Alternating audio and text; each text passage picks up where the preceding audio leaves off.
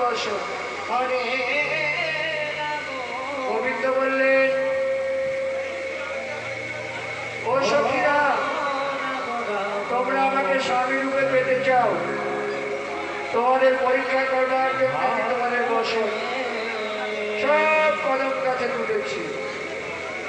তোমরা যদি দুটি বাহু তুলে সর্বস্ব ত্যাগ করে আমার দিকে চাইতে পারো, তবেই তোমাদের বসন পাবে, আর আমাকেও পাবে।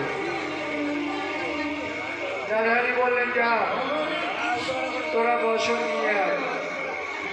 সবাই গোবিন্দের দিকে পিছন করে হস্ত দিয়ে বক্ষকে আবরণ করে চলেছে বসন আনতে।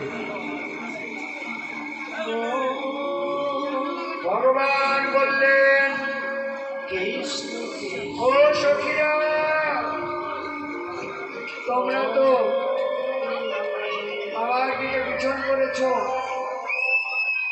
লজ্জাকে আমার চরণে অর্পণ করতে পারবে,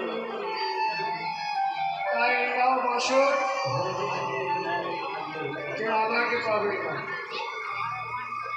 ভগবান বললেন এই কথা, সঙ্গে সঙ্গে সমস্ত ব্রজগোপীরা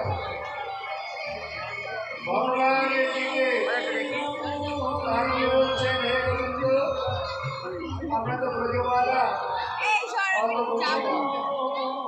এই দেখো তোমার চরণ ছিল আমাদের সর্বস্ব, তোমার চরণে অর্পণ।